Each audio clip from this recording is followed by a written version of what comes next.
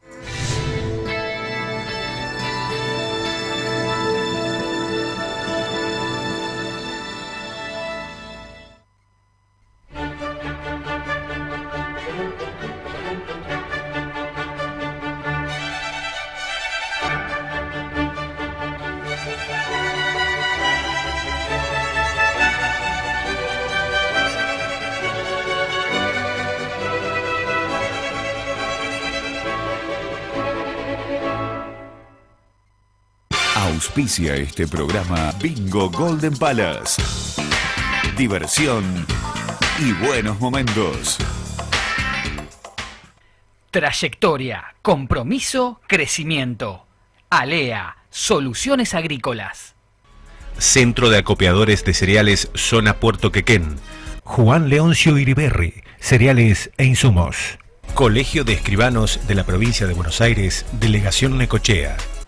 Usina Salud. Comunicate al 42 5715 o al 42 1887. Ingresá también a www.usinasalud.com.ar. Terminal Quequén, Sociedad Anónima. Almacenando fuerza y trabajo en comunidad con el campo. Cámara Comercial e Industrial Necochea. Cooperativa Agropecuaria General Necochea Limitada de Consumo, Seguros, Cereales e Insumos. Unión de Trabajadores de Entidades Deportivas y Civiles, UTEDIC. ACA, Asociación de Cooperativas Argentinas. Colegio de Abogados de Necochea, en defensa del ejercicio ético de la profesión. CAPROC, Cámara de Profesionales de Puerto Quequén.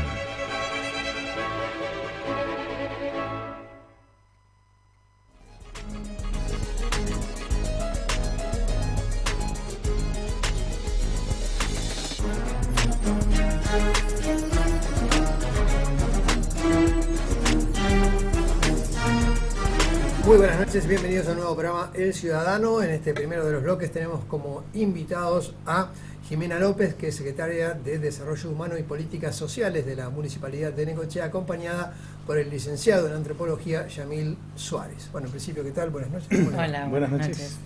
Bien, la idea es hablar un poco sobre un trabajo que se ha hecho a través del organismo que usted tiene a cargo en respecto de la situación social de un sector de la población. Sí, hace más o menos 2 años y medio convoqué en principio a Jessica Silín, que también es antropóloga.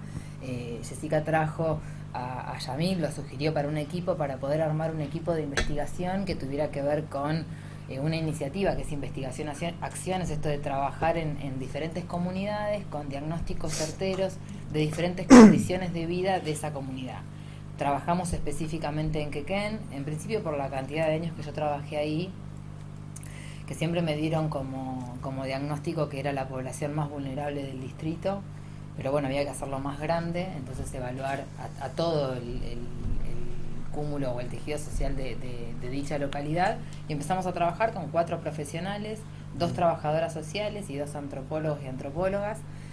en una encuesta que tiene a su vez varios cuestionarios. Yamil armó la propuesta de trabajo que se está llevando adelante y la pudimos finalizar recién ahora, o sea, con aproximaciones que obviamente se pueden repensar los análisis y demás, pero dio un trabajo de más de 300 hojas con un volumen de información cual y cuantitativa muy, muy grande, o sea, no solamente los números, sino cómo están compuestos esos números.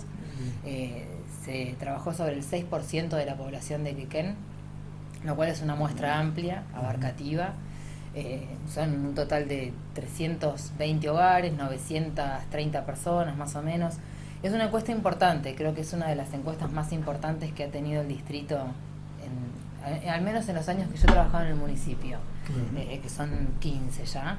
Y bueno, me parece que es interesante escuchar a los investigadores. Realmente el trabajo que han hecho es impecable y los números que dan no dejan de estar contextualizados en un contexto provincial y en un contexto nacional, ¿no? Claro, sí. Suárez, vamos a ir ya, tenemos algunas placas detallando algunas cifras, algunas estadísticas. Ajá, bien. Pero en principio, en lo general, básicamente, ¿qué conclusiones han sacado de este trabajo de campo? No, digamos, sacar una sola conclusión es difícil porque es mucho el volumen de información que se maneja. Nosotros trabajamos con varias dimensiones y muchos indicadores, digamos. Bien. O sea, una conclusión sola es difícil de sacar. Pero sí podríamos decir, y como lo mencionaba Jimena un poco, que Quequén se encuentra en una situación bastante precaria. En situación, los hogares de Quequén, digamos, están en situación de vulnerabilidad en general, sí, sí. ¿No? Hay un amplio sector de la población de Quequén que se encuentra en situación de vulnerabilidad. Vamos a ir a trabajar en conjunto con el director de cámaras. Precisamente tenemos varias placas, estamos viendo la primera de ellas, que es lo que tiene aquí sobre su escritorio Jimena López. Sí, en esto más que nada dice, bueno, la cantidad de hogares que encuestamos, que fueron 324, y la cantidad de personas que representan esos 300 hogares, que son 995, y por ahí un detalle, o sea, en el censo, como se aplicaron varios cuestionarios en esta muestra, el 30% de lo que aparece en la investigación está tomado sobre una muestra infantil, o sea, sobre lo que son infancias específicamente. Bueno, es la encuesta de condiciones de vida de Quequén. Y esto que dice Yamil, o sea, el distrito de Quequén es un distrito vulnerable en relación a los indicadores que aparecen en esta medición multidimensional que se ha hecho, tomando obviamente como referencia lo que es la canasta básica de bienes y servicios a nivel nacional. Ahí tenemos, vamos a pasar a otro de los de las placas, no sé si qué es lo que la misma expresa. Bien, ahí lo que se está hablando es de un tema de salud, ¿no? Lo que es cómo dan a luz las mujeres embarazadas en la localidad, ¿no? En Quequén y en Necochea, básicamente, que es básicamente donde vienen a dar a luz a su hijo en el hospital municipal, ¿no? ¿Qué grafica lo que estamos viendo? Lo que estamos viendo es que las mujeres embarazadas, el 60%, un poco más, eligen las instituciones públicas para dar a luz, y bueno, el 36%, o una cifra similar, eligen las instituciones privadas. Vinculado a esto, y un dato importante, encontramos que la forma de parir de esas mujeres que están embarazadas, cerca del 45% es a través de una cesárea, ¿no? Solamente el 55% lo hace por parto natural. Este es un dato significativo porque la Organización Mundial de la Salud establece algunos lineamientos de cuántos son los partos que deberían terminar en cesárea por alguna complicación, ¿no? Y dice que en estos casos, en general, en una población normal, deberían ser de 10 a 15%. Y nosotros estamos hablando del 45%. Casi la mitad, sí. Estamos hablando, sí, en casi un 300% más, ¿no? Son valores significativos, ¿no? Y después la otra cosa que hemos encontrado es que, además, bueno, de esta forma de parir por cesárea de las mujeres que llega al 45%, ¿no? Que hay una relación entre la forma de parir, ¿no? Si es por cesárea o si es por parto natural, y el tipo de institución en el que se atiende, ¿no? Es así que las mujeres que se atienden en una institución privada, en el 65% de los casos, o sea, el 66%, tienen a sus hijos por cesárea. O sea, ¿no? aumenta en el ámbito privado el número superior que en el ámbito público. En el ámbito privado tenemos un 66% de cesárea. por cesárea y un 34% por parto natural. Y esta relación se invierte a la hora de los partos que se dan en el ámbito público, ¿no? Ahí encontramos que una de cada 3 mujeres solamente termina en cesárea y 2 tienen partos naturales, ¿no? Es un dato significativo cómo cambia la conclusión, ¿no? de un embarazo en función en el lugar donde se atiende la embarazada. Exacto. ¿Qué otras cuestiones podemos señalar de este trabajo de campo que han realizado? Bueno, por ahí acá justo aparece el tema de lo que es la obra social, que tiene que ver con, en su momento fue tomado como un indicador de integración. Hoy en día muchas personas que están incluidas en el mercado laboral pueden tener obra social y generalmente la tienen, pero no necesariamente quiere decir que estén en plenas condiciones o que sus necesidades básicas estén cubiertas. Nosotros nos encontramos con un alto porcentaje de cobertura de obra social, pero igualmente no es un correlato con el nivel de ingresos que tenga ese grupo familiar. Y no siempre que un grupo familiar cuente con obra social quiere decir que va a tener una cobertura al 100% del sector privado, sino que muchas veces la tasa de uso termina en el hospital. Y por ahí sí lo que nos resultó llamativo en Quequén, que a ver, no deja de estar en sintonía, si se quiere, con los valores de referencia a nivel nacional, es el tema de las enfermedades crónicas. O sea, nos dio que un 23% de la población encuestada tiene al menos alguna enfermedad crónica y generalmente son combinadas. Cuando hablamos de enfermedades crónicas, hablamos de enfermedades crónicas no transmisibles como diabetes, hipertensión, o sea, presión alta, colesterol, obesidad, que son enfermedades prevenibles y que siempre tienen que, cuando hablamos población, tenemos que ver qué grupo poblacional tiene dicha patología. Y obviamente tiene que ver con hábitos de vida, con lo que se come, cuánto se come, la accesibilidad a la realización deportiva. Y nosotros estamos viendo que por ahí, si bien hay indicadores que están por encima, como por ejemplo el indicador de pobreza específicamente en la comunidad, hay otros indicadores que siguen más o menos el lineamiento nacional.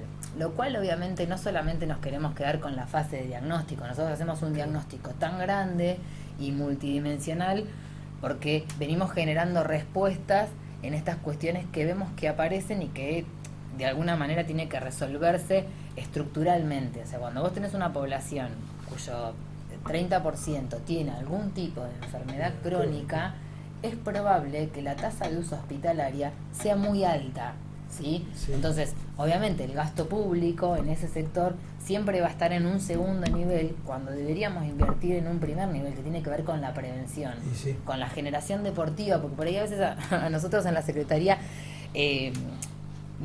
una de las cuestiones que nos dicen es, bueno, pero ustedes con el deporte, nosotros consideramos que el deporte es una política pública porque particularmente es muchísimo más accesible para cualquier persona realizar un deporte, estar internada, a terminar con el tema de la obesidad. Tenemos una población infantil que nos han dado otros indicadores en el PROSANE, un altísimo nivel de obesidad infantil. Entonces hay que delinear políticas que puedan dar respuesta a este tipo de población. Claro, el deporte que también crea hábitos. Crea hábitos. Con el alimenticio, con el cumplimiento de planes, de metas, de objetivos.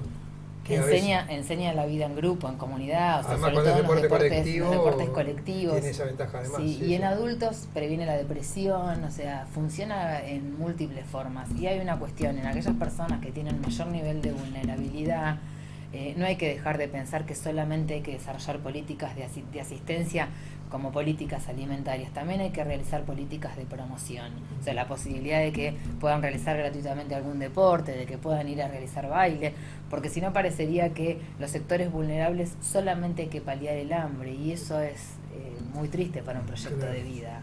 Entonces, nosotros estamos y nosotras estamos convencidas de que las políticas tienen que ser transversales, tienen que ser multifocales. Esto que dice Yamil, que parece un dato al pasar, el hecho de cómo nacen los chicos y las chicas, no es algo menor, porque nacer por cesárea lentifica la bajada de la leche en la madre, hay un nivel de maduración diferencial en el feto, en el largo plazo tiene más probabilidades de enfermarse. Entonces me parece que cosas que parecen como solamente numéricas, cuando las analizás el dato en forma cualitativa, también te permite delinear cuestiones que tienen que ver con empoderar a las mujeres. O sea, la ley de parto respetado está desde hace mucho en la Argentina y sin embargo seguimos peleando las mujeres para que nos dejen definir cómo queremos que nazcan nuestros hijos e hijas. Y los datos son concretos. Esto fue hecho casa por casa con un método específico de selección de la muestra que se hizo, que tenía que ver con que los chicos dejaban una carta, había una aceptación de la persona a la que se le iba a realizar las múltiples encuestas, porque obviamente lleva un tiempo. Sí, sí. Y en base a eso aparecieron diferentes datos que a nosotros nos interesa que obviamente lo podamos socializar seguramente a través de una impresión para que esté en el hospital, para que lo lean los profesionales y las profesionales, porque el trabajo que se ha hecho es un trabajo muy criterioso y a mí específicamente como funcionaria me va sirviendo para delinear, porque de hecho los chicos me han separado, bueno, infancia pasa esto, adultos pasa esto. Claro, ¿de qué manera asistir o prevenir? Y de qué manera trabajar en políticas que realmente tengan algún resultado que sirva en el largo plazo. Nosotros insistimos que no nos asombran los números, no nos dejan de generar obviamente mucho reparo, porque estamos hablando de una población altamente vulnerable y hay que ser muy respetuosa, pero sí es cierto que esto responde a una cuestión macro y me parece que la respuesta no puede ser la generación de políticas alimentarias que lo único que hagan sea engordar, porque paralelamente eso genera este otro tipo de consecuencias que son las enfermedades crónicas. Entonces, la idea es poder generar en un espacio que estamos delineando, un espacio de promoción de la salud, o sea, poder atender la cuestión alimentaria, porque obviamente la gente tiene que comer y eso no lo discute nadie, pero evaluemos qué está comiendo. Claro, ahí está el tema, la calidad, porque a veces con muy buena voluntad, personas que reúnen los fondos, reúnen alimentos, sí, pero obviamente predomina un tipo de alimentos, muchas harinas, y bueno, por supuesto esto sí, comida más procesada, tiene sus consecuencias, ¿no? Sí, sí. Y después, Ana, bueno, no sé si hay alguna placa aparte de las que tenemos, pero también se evaluó uno de los indicadores que se evaluó es hacinamiento, que tiene que ver específicamente con vivienda. Déficit de vivienda.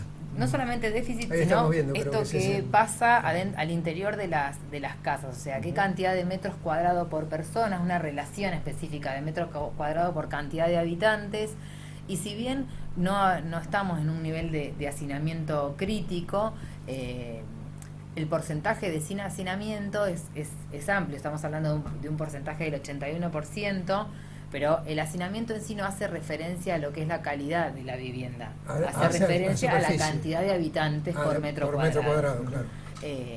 Sí, también es cierto que el diagnóstico señala que Quequén es un barrio mayoritariamente de viviendas residenciales, que quiere decir que hay un nivel de accesibilidad a servicios básicos que también hay que mejorar y hay que profundizar. Pero sí, por ejemplo, un alto porcentaje de la población tiene acceso al agua potable, al agua de red, que es un indicador saludable en algún punto, que en esto de poder contar, el agua es considerado un derecho humano. Lo que sí se ha hecho en Quequén es todo un trabajo que tiene que ver con mejorar el tipo de conexión que tienen los vecinos y las vecinas a esa red, porque había grandes tendidos de mangueras con poca presión, mangueras por encima de la superficie. Sí. Bueno, eso es un trabajo que ha hecho el ingeniero Gaitán tratando de regularizar en clave de accesibilidad el derecho del agua, no en esto de pensar en dejar a una familia sin agua porque es imposible y porque no es la idea, pero sí que el servicio realmente sea un servicio de calidad. Claro, hay obras que no se ven precisamente porque hacen mucho a la salud, que tiene que ver precisamente con el agua y las cloacas, ¿no? Sí. El sistema cloacal, que también es algo que es sumamente importante. Gaitán decía aquí, fuera de cámara, Jimena, que esto es solamente una parte, que hay un trabajo mucho más amplio, ¿no? Que ustedes desarrollan. ¿Qué trabajo han venido haciendo y de qué manera? No, en realidad se refiere a que la encuesta sobre condiciones de vida se mide en esencia 5 dimensiones que nosotros tomamos, que tienen que ver con la salud, con la educación, con las características del hogar, y la posición de bienes y algunas cuestiones que están vinculadas a cómo son las interacciones dentro del ámbito de la familia. Entonces, y a su vez que, como mencionaba Jimena, la encuesta sobre condiciones de vida cuenta de 5 cuestionarios. Nosotros tenemos un cuestionario que es para los miembros del hogar, otro que tiene que ver con las características específicas del hogar, y después lo que es la niñez como concepto general la estratificamos en lo que es infancia, niñez y adolescencia, ¿no? Entonces disponemos de información de múltiples dimensiones y múltiples indicadores, ¿no? Por eso es un trabajo tan amplio y abarcativo, ¿no? Bien. Bueno, es importante contar precisamente que si algo siempre desde el Estado se carece muchas veces es de estadística, ¿no? Y en este caso es un importante aporte. Luego habrá que ver para qué sirven estas estadísticas. Exactamente, la generación de estadística tiene que ver con, primero con no quedarnos con la fase del diagnóstico, pero sí de tener en claro los números, primero para contemplar qué inversiones, por qué en determinados sectores, por qué decimos que esto es una temática a trabajar. O sea, yo creo que cuando vos delineás proyectos y programas como equipo de trabajo, nosotros tenemos la obligación, si se quiere, de conocer a quiénes nos estamos dirigiendo y qué problemáticas tiene ese universo. Bien. Y no salir a decir, no, bueno, a mí me parece, no. O sea, hay un criterio de seriedad a la hora, sobre todo, de trabajar lo que es el tema social y sobre todo, obviamente, de salud. Inclusive nosotros evaluamos, hay una parte de los cuestionarios que evalúa vínculos, donde aparece la naturalización de la violencia en la crianza, es algo que aparece y que nos atraviesa como sociedad, no solamente a los fines de esta muestra, sino en esto de creer que un chico puede ser criado desde ponerlo en la televisión o determinadas formas que se dan a interacciones familiares que consideramos que no tiene que ver con una animosidad de querer destratar, pero sí son pautas culturales que se reproducen de generación en generación, o el lugar que ocupa la mujer dentro del grupo familiar y cómo muchas son sometidas a diferentes formas de violencia, ¿no? Y eso me parece que requiere una lectura profunda y poner en normativa todo lo que tiene que ver con los presupuestos del Estado para dar una respuesta certera. Muchas gracias por estos conceptos y estas precisiones acerca de este trabajo que han realizado aquí un equipo de profesionales, que no es solamente Yamil, somos cuatro. Son cuatro. Yamil es el único varón, son cuatro y tres, está Yamil con 3 compañeras, los cuales realmente han hecho un trabajo de un volumen enorme y de una seriedad científica súper importante. Inclusive estamos evaluando poder publicarlo como una forma también de que la información sea pública. El Estado tiene que generar circuitos de información pública y que nos sirva a todos los efectores para dar una mejor respuesta a la población que atendemos. La última pregunta tiene que ver con lo que ha sucedido en las últimas horas, que hemos visto en canales de televisión de Buenos Aires, en que yo le preguntaba hoy al intendente Facundo López en qué marco precisamente estaba esta presencia. Bueno, hablaba de la posibilidad de acceder a la función, algún cargo en el ámbito nacional por el Frente Renovador y por esta alternativa federal. Sí, yo tengo una pertenencia al sector político partidario que es Alternativa Federal.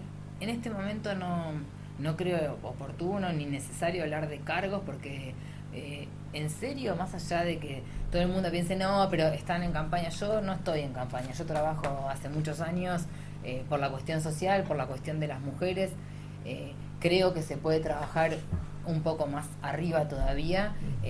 Estoy trabajando con las mujeres, específicamente de Alternativa Federal, y a la hora de dirimir las listas se verá, pero yo creo que hay que hacer una construcción política diferente y he sido muy clara a la hora de hablar de las políticas de este gobierno, que digan lo que digan y planteen lo que planteen en lo mediático. La realidad yo la camino todos los días, y el hecho de que salgamos a manotazo de ahogado a dar una respuesta 6 meses antes de las elecciones, poniendo como límite diciembre, llenándonos a todos de miedo, me parece que es poco serio, porque esto particularmente tiene responsables y esto es un plan exitoso de gobierno. El neoliberalismo está dando sus mejores resultados. El problema es que nadie evaluó que nos íbamos a encontrar en semejante desmadre.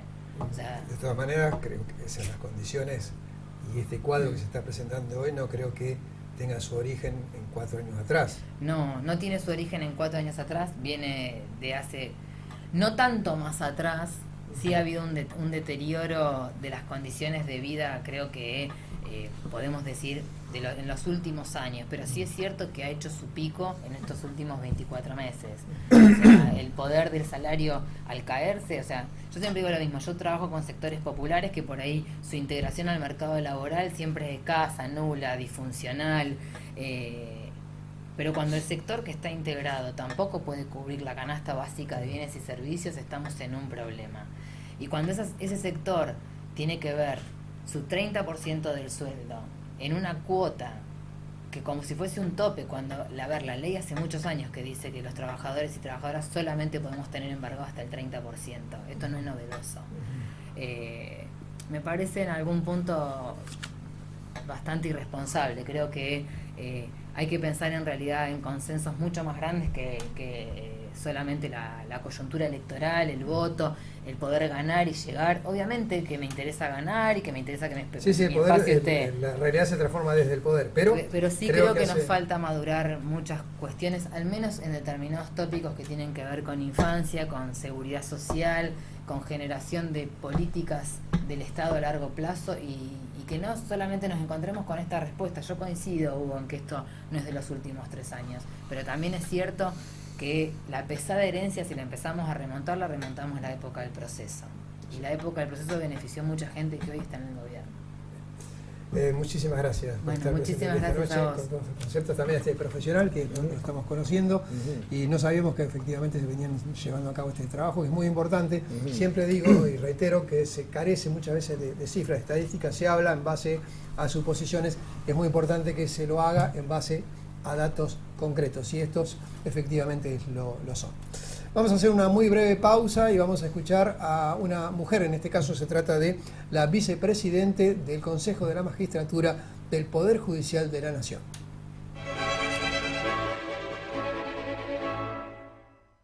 Auspicia este programa Bingo Golden Palace. Diversión y buenos momentos. Trayectoria, compromiso, crecimiento. ALEA, Soluciones Agrícolas. Cámara Comercial e Industrial Necochea. Asesoramiento jurídico, impositivo, contable y laboral. Bolsa de trabajo y una serie de servicios para beneficio de sus asociados y de la comunidad necochense en general.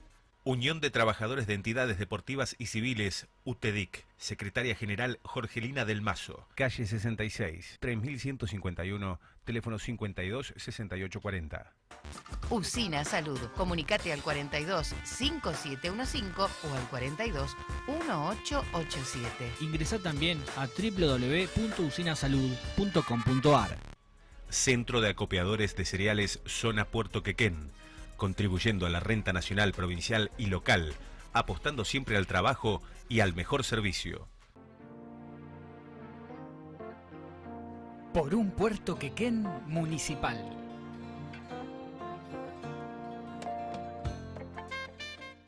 CAPROC, Cámara de Profesionales de Puerto Quequén.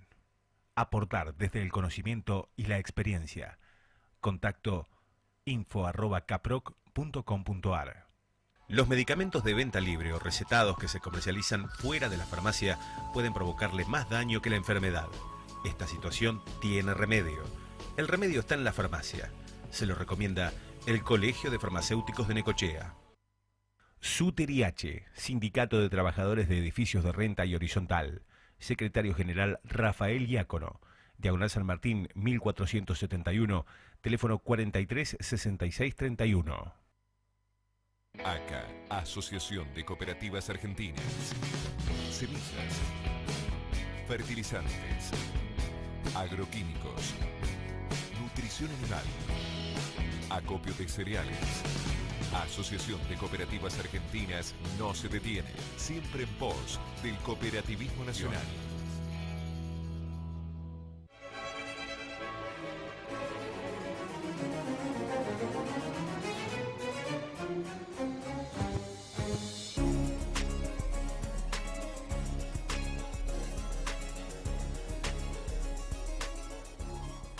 Desde diciembre de 2018, Marina Sánchez Herrero es vicepresidente del Consejo de la Magistratura del Poder Judicial de la Nación. Es oriunda de Rosario, reside en la ciudad de Mar del Plata y estuvo presente aquí en Necochea pocas horas atrás, efectuando una visita en principio al Colegio de Abogados de Necochea. Fue recibida por la titular de ese cuerpo colegiado. También estuvo junto al juez Bernardo Bibel, y además fue recibida por el intendente municipal, doctor Facundo López.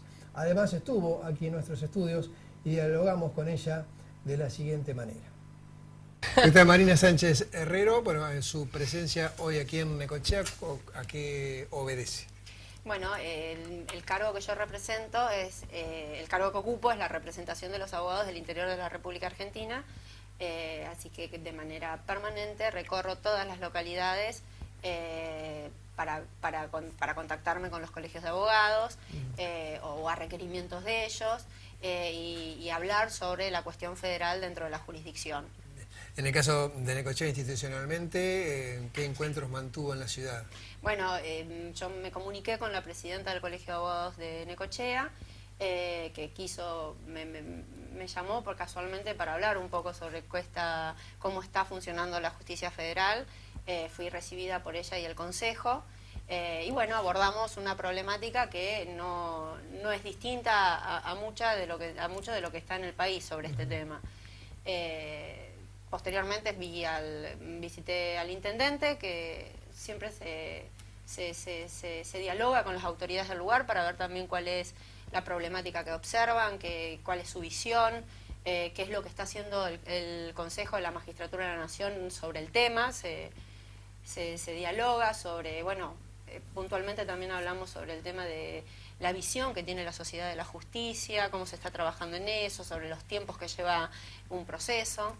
Y finalmente me reuní con el juez federal de Necochea, recorrí las instalaciones y bueno, dialogamos sobre esta problemática que me hicieron saber. Bien, ya vamos a hablar sobre la justicia en general, pero en particular quería preguntarle, aprovechando su presencia, respecto de cuáles son las funciones que hoy por hoy está cumpliendo, de acuerdo a lo que se creó, el Consejo de la Magistratura en líneas generales.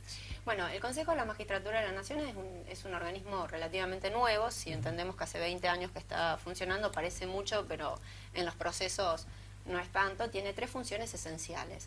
La primera función es todo lo que es el concurso y el procedimiento de examen para elevar las ternas al Poder Ejecutivo, y casi con acuerdo del Senado se nombran los jueces en los juzgados y en las cámaras federales y en los tribunales.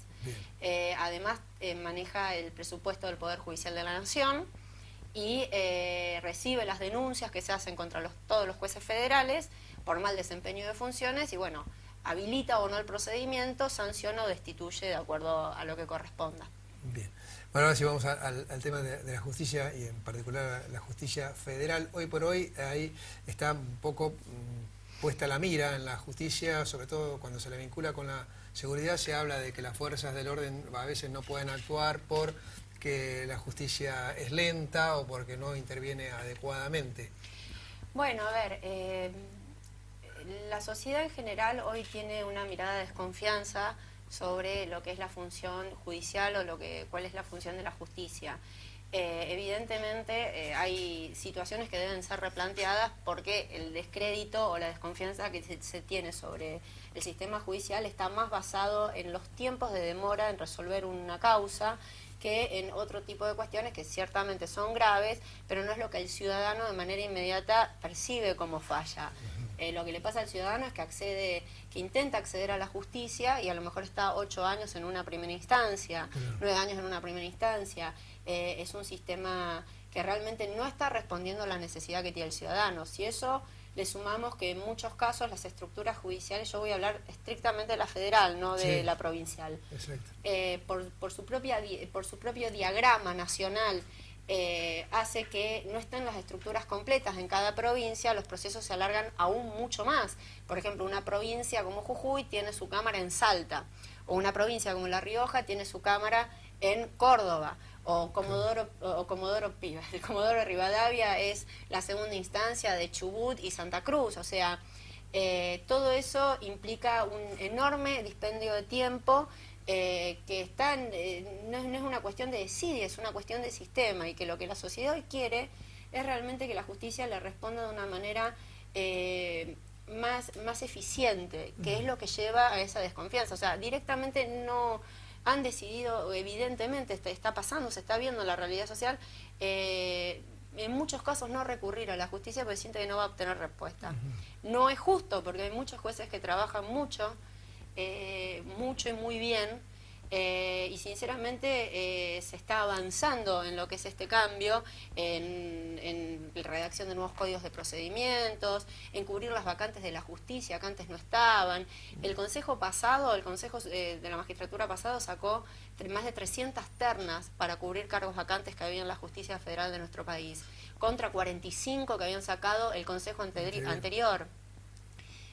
Lo cual es un inmenso avance, es una decisión que se adoptó del 2015 para acá y que tiene que ver con entender que los juzgados tienen que tener sus jueces y sus jueces naturales, y los jueces adentro de los juzgados son lo único que hace que el juzgado funcione. Claro. Es decir, hay muchos jueces que trabajan, hay muchas decisiones que se están adoptando para que realmente la justicia avance, y bueno, hay que seguir trabajando evidentemente porque aún hay cosas por resolver. Cuando asumió, en algún lugar escribió o lo dijo verbalmente que bregaba por una justicia transparente. Independiente. E independiente, exactamente. Sí. La visión que hoy tiene la sociedad de la justicia en general tiende a no considerarla independiente. Lo cual vuelvo sobre el inmenso trabajo que realizan muchísimos jueces que tiene que ver con un trabajo honesto realmente. No todo es lo mismo, aunque haya cosas que no están bien, y las que no están bien son las que hay que cambiar. Ahora, ¿de quién depende esa independencia? Pura y exclusivamente de que la justicia quiera hacerlo, no del elemento externo que quiera torcerlo. Presionarlo, claro. Eso es lo único que nos va a salvar, además, que la justicia se entienda como un poder independiente y que debe trabajar como corresponde, más allá de cualquier elemento externo que quiera influirlo. Bien. Entre otras cuestiones, usted ha planteado una iniciativa que tiene que ver dentro del propio Consejo de la Magistratura de crear un organismo que tiene que ver con la igualdad de género. ¿Podría precisar en qué consiste? Sí, a ver, en un momento como en el que estamos, en el que existe toda una lucha, por qué no decirlo, por equiparar el lugar de la mujer y el hombre dentro de distintos ámbitos, no es ajeno a esto la justicia. Ahora, para esto podemos verlo desde tres lugares distintos. El primer lugar es la composición interna del Poder Judicial, es decir, cuántas mujeres y cuántos hombres ocupan cargos. No escapa a la realidad del Poder Judicial, la realidad que se da en cualquier otro ámbito, que es que a medida que se va escalando en cargos jerárquicos, la representación de la mujer va disminuyendo. Sí. Exactamente. Otro punto esencial sobre lo que es la visión de género en la justicia tiene que ver con cómo se imparte justicia, si se tiene esa mirada de género al momento de resolver las causas en las que se involucra el tema, que es algo mucho más amplio que la violencia de género. Bien, tiene que ver con una mirada distinta de la mujer dentro de la sociedad, con ponerla en un lugar distinto en el que está. Y después también tiene la mirada no interna del Poder Judicial, pero sí de quienes trabajamos, que somos las abogadas, dentro de la justicia, sobre si estamos equiparadas o no respecto de los hombres abogados. La verdad es que la Oficina de Igualdad de Género, que es un órgano que es asesor directo del plenario, es decir, del pleno, que somos los 13 consejeros, está creado casualmente para avanzar en este mapa de género dentro de la justicia, para lo que tiene que ver con la escuela judicial. La escuela judicial es el ámbito donde se capacita a quienes quieren ser aspirantes a jueces, también para hacer informes sobre la cuestión de género, un monitoreo permanente, para establecer si hay realmente una equidad en cargos de hombres y mujeres dentro del Consejo de la Magistratura de la Nación. Es decir, es un órgano asesor que va a estar compuesto por 3 consejeros, bien, que va a asesorar de manera directa al pleno del Consejo. ¿Y cuál es el estado en que se encuentra esta iniciativa en la actualidad? Esta iniciativa fue ingresada conjuntamente con otra iniciativa mía que tiene que ver con que quienes quieran aspirar a un cargo de juez estén realmente capacitados en materia de género a través de cursos universitarios. Como requisito de inscripción es otro... Porque la verdad es que no nos sirve de nada que un juez o una jueza, cualquiera sea, porque la visión de género puede tener un hombre y una mujer y a la inversa, ¿bien? digamos, no nos sirve si quien quiere ingresar no está capacitado como tal, más allá de la ley Micaela, que es la capacitación de los que actualmente están dentro de los poderes del Estado.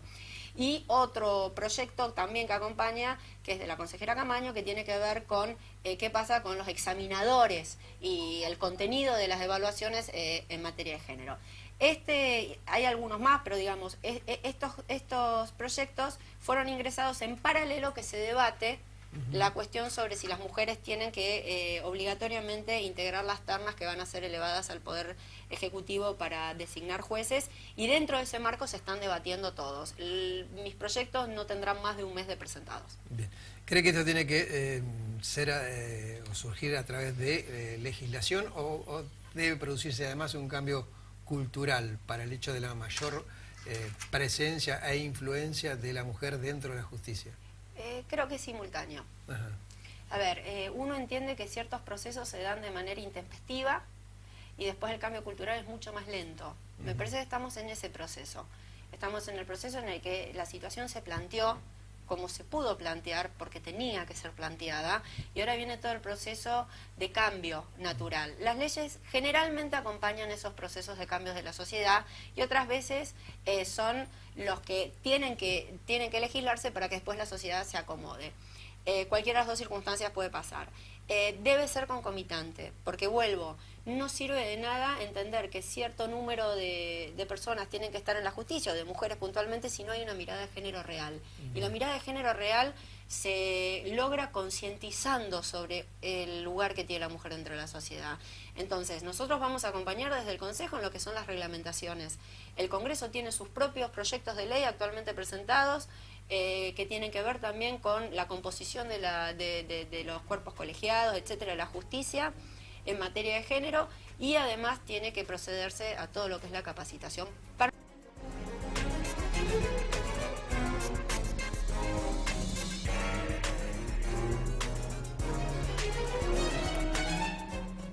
Y en el café de cierre hoy tenemos aquí como invitado a Nicolás Mario Tambasia, reconocido locutor y periodista de hace muchos años, con quien precisamente vamos a dialogar sobre su trayectoria y algunas anécdotas seguramente que habrá. ¿Qué tal, Hugo? Gracias por la invitación. No, por favor. Bueno, la trayectoria... Bueno, pero...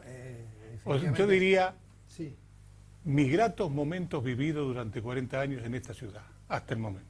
Porque, bueno, debemos decirlo, vos sos oriundo de Rosario. De la ciudad de Rosario, sí.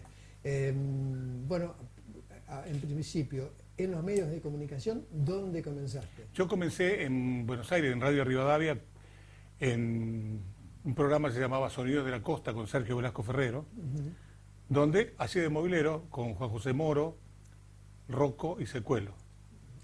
En la temporada de verano. En la temporada de verano. Un programa muy escuchado, porque esa época era la radio. O sea, la radio que hacía llevaba Mar del Plata, en ese momento, en la playa, al país. Claro.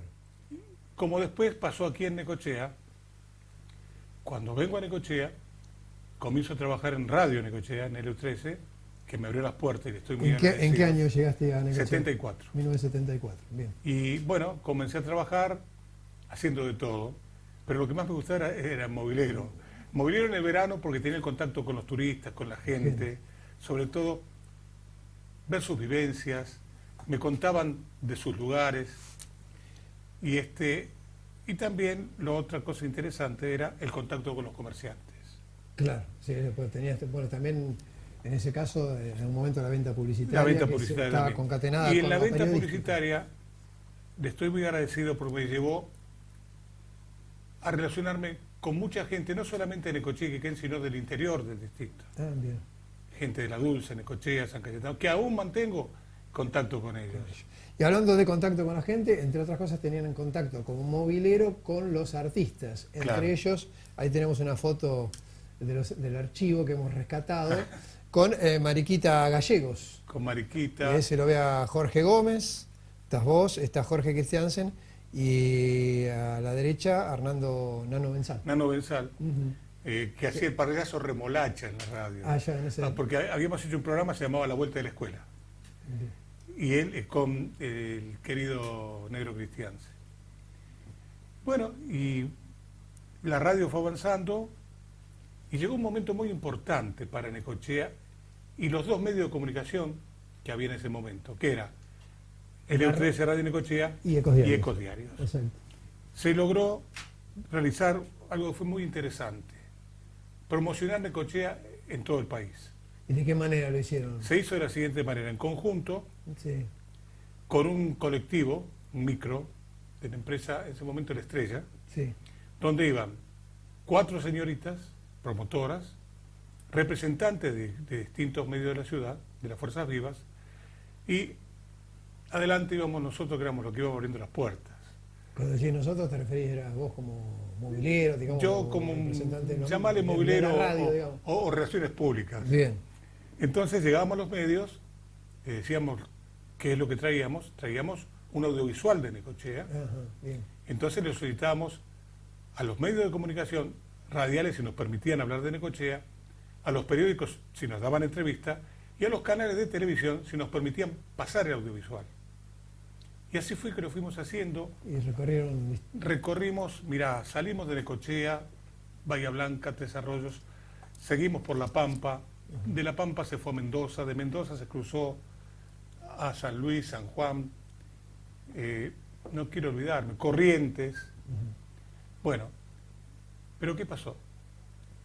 Cuando llegábamos a Necochea, fue tan impresionante, debe haber fotografía, la debe tener el archivo de Ecos Diarios. La repercusión que tuvo. La repercusión que tuvo porque el puente colgante estaba colmado de público, de gente de Necochea. Era una recepción que nos quedó... ¿Qué pasó? Se sorprendieron ustedes ¿Qué mismos, claro, sí, sí.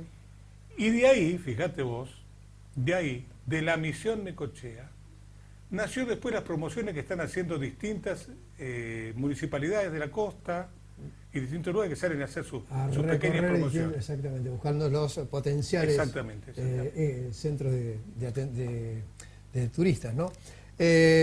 Hablábamos de la radio y el EU13, que bueno, trabajaban en distintas tareas, pero en algún momento, en algún espacio, jugaban al fútbol. Sí, y teníamos seleccionado, eso lo armó... Y ahí tenemos con la camiseta del Club Palermo. Esa con Palermo. Ahí estás vos como futbolista, te hemos visto como arquero también. Una de arquero. Sí, ahora la vamos a ver, pero en este caso era el seleccionado del U13, lo vemos a Santiago Veiga, Mosito Medina, está Miguel Abálsamo, también lo vemos a Mario Raúl Cuñado, Juan Alberto Poteca, Horacio Castelli, Jorge Gómez, que dice que era un áspero marcador central. Sí, áspero. Jorgito. Y bueno, precisamente que ese no fue el único equipo que formaron, eso lo hacían como para enfrentar en este caso a Ecos Diarios. Sí.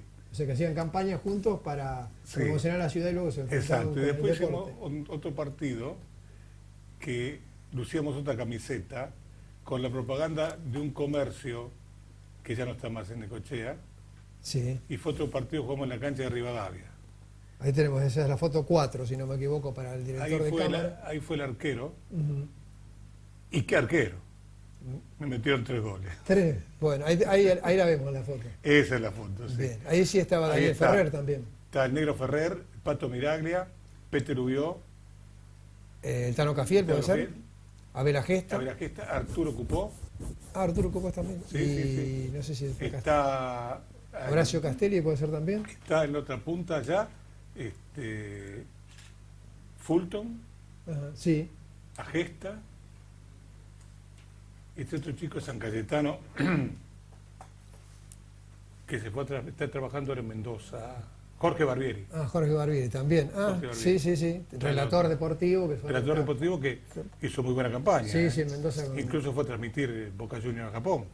Ah, cuando de paso, digamos que en ese momento Boca salió campeón del mundo, para hacer un poquito de publicidad. Que está jugando en este momento. Y la pasamos, pero lo que era jugar en la cancha de Rivadavia. Ese día había un señor que quería hacer radio. Entonces estaba en la cabina con un grabador y nosotros lo escuchábamos, porque no había nadie en la cancha. Claro. Lo escuchábamos al señor. Y no sabíamos qué hacer, si reírnos, porque todo al revés. Pero eran momentos muy gratos, pasamos momentos muy lindos nosotros. En algún momento también has tenido la oportunidad de recibir algún premio, alguna distinción. Yo a través de el periódico Informe Agropecuario, que primero... Ahí te vemos. Ah, no, ese fue... ese este es un sí. reconocimiento. Eso lo recibí en Rimini. Ahí está, mira, está Condenanza, está Abel Pérez, de Castelo. Abel de Castelo, Pérez. Julio Pérez, que era del diario del Atlántico. Sí. Bueno, ya la memoria no me da para... No, está bien. Y vos que estás con un saco blanco, si no me sí, en el siempre. centro. Estás llamando la atención. Jorge Gómez me dice, Adriano Celentano. Claro, sí, exactamente. Y bueno, a lo largo de tu carrera, y has tenido la oportunidad de compartir, veíamos una foto allí con Jorge Christiansen, pero has trabajado con grandes figuras de lo que es la radio, de la región al menos, por nombrar a Jorge Mondi, por nombrar a Jorge Christiansen, Olivera, Freddy Zaffarano, Medina, Lucrecia. Lucrecia Yamburu, también con... el recordado y querido Pico Paño. Que era con Julio Antonio Batista, fue padrino mío de casamiento. ¿Ah, sí? Sí. Y bueno, y también Negro Olivera. Y el Negro Olivera éramos como 2 gotas de agua, íbamos juntos a todos lados. Y llegó un momento que bueno, tuvimos que hacer cualquier cosa para ganar la vida cuando nos fuimos de la radio. Claro. Nos fuimos de la radio y no teníamos trabajo. Y salimos a vender publicidad para medios del interior, a Coronel Dorrego, donde íbamos, y vendíamos, y vivíamos. También dentro de tu labor en los medios de comunicación te has dedicado al periodismo agropecuario. Sí, agropecuario, que es lo que estoy haciendo en este momento, luego de pasar hasta hace poco. Ahí vemos que en ese momento tenías hasta hace poco tiempo atrás en papel, hoy ya es a través de, ahora es de internet. Digital, pero no quiero, antes que nada, no quiero olvidarme de que también pasé hasta hace pocos meses por AM 1380, la emisora, la otra AM que tiene Necochea, de la cual tengo gratos recuerdos también. Bien. Y tengo muy buenos compañeros a quienes veo a diario, comparto con ellos buenos momentos, como es Alejandro Riglo, como es Paul González, con quienes nos vemos más seguido y la pasamos lindo. Y casualmente lo tengo a Ale cerca de casa, viviendo a 4 cuadras. ¿Ahora estás viviendo en Quequén? Yo hice una casa de verano, pero voy a pasar todo el invierno. Porque es tan lindo el lugar, tan tranquilo, hay una paz. Es en la zona de la villa balnearia de Quequén, digamos, cerca del... a una cuadra y media del Monte Pasubio. Sí. Muy lindo lugar, donde disfruto del sol. Miren la cara. No, está muy claro, sí, tenemos también fotografías que ahí te vemos precisamente donde quedan claro que disfrutando el mar es otra vez. El mar es cautivante, el mar es muy lindo, y el mar argentino. Exactamente. También siempre te vemos, ahora te vemos menos por el parque, andabas con nos cruzamos siempre, y Carola. Carola es la perra. La perra que tengo, que es mi fiel compañera. Sí, ahí estoy también en el mar, exacto, por eso te veíamos siempre un hombre que ama evidentemente el mar. Y el parque, este parque tan hermoso que tenemos. Ahora ya, como estoy en Quequén, vamos poco. Ahí me cruzaba siempre con 2 colegas periodistas que se entrenaban. Uno era Hugo Moller y el otro, chico de Cosdiario, Oscar González. Jorge González. Siempre corriendo. Ahora se ha sumado Raúl Jauregui también. Raulito. Y está por correr un maratón de 42 kilómetros en octubre. Así que está entrenando muy firme para eso. Sí. Así que en todos estos años que has trabajado, entonces, ¿qué es lo que más te ha impactado? O que lo que más recordás de todo lo que más recuerdo y disfruté fue cuando fui movilero, porque tuve muchas vivencias. Tengo una, si me permitís, te la voy a recordar. Sí, tenemos 5 minutos más. Estaba recorriendo el Parque Miguel Lilo con el móvil, describiendo Necochea, hablando con la gente, y veo a un señor llorando, un señor norteño, curtido, unos 60 años. Paré, ¿qué le pasa a este señor? Me contó que había venido a hacer la temporada, a trabajar de panadero, y dormía sobre las bolsas de harina vacía para juntar dinero para irse a su casa y llevar algo. Entonces, ¿qué pasó? Le habían robado todo, no tenía un peso. Y comencé, mirá el poder de la radio, a decir que eso no era grato, que este hombre tenía que llevarse un buen recuerdo de Necochea, que todos teníamos que colaborar. Y fue así como se obtuvieron los teléfonos de la radio y se comenzó a recibir, pero no te imaginas, incalculable llamados de gente con adhesiones. Bueno, entre el viaje, que lo tuvo, y qué viaje tuvo el señor en avión, 2 bicicletas, dinero, bueno, no sabía qué hacer este hombre, la emoción que tenía, y mira, me pone piel de gallina, ¿no? Porque lo recuerdo perfectamente, porque ver llorar a un hombre, desconsoladamente. De impotencia, sí, obviamente. Bueno, después con una sonrisa de boca a boca, y la gente lo fue a despedir hasta la terminal de ómnibus, tenía que viajar a Buenos Aires de ahí en avión. Ahí ayudó también Roberto González Mendizábal en la campaña. No me acuerdo si estaba en turismo en ese momento. Puede ser que haya sido funcionario. Sí. En más de una ocasión. O sea que, en síntesis, el periodismo me ha dado muchas satisfacciones. Sí. ¿No? Que me gustaría transmitírsela a las nuevas generaciones. A estos chicos. He ayudado a muchos, sobre todo en las radios de FM. He hecho de operador, cuando trabajé, tuvimos una radio con Negro Ferrer. Hecho de operador, técnico, diagramador para colegas de medio impreso. Hicimos un diario con el Negro Ferrer. Que llamó El diario. Sí, duró poco por esas cosas de la vida, no nos alcanzaba la plata, pero pudimos sentar otro precedente más que se podía hacer. Exacto. Y bueno, ahí fue cuando después dejé de buscar el papel, hice el informe agropecuario, el cual ya lleva casi 18 años. Sí, bueno, de hecho, con una respuesta...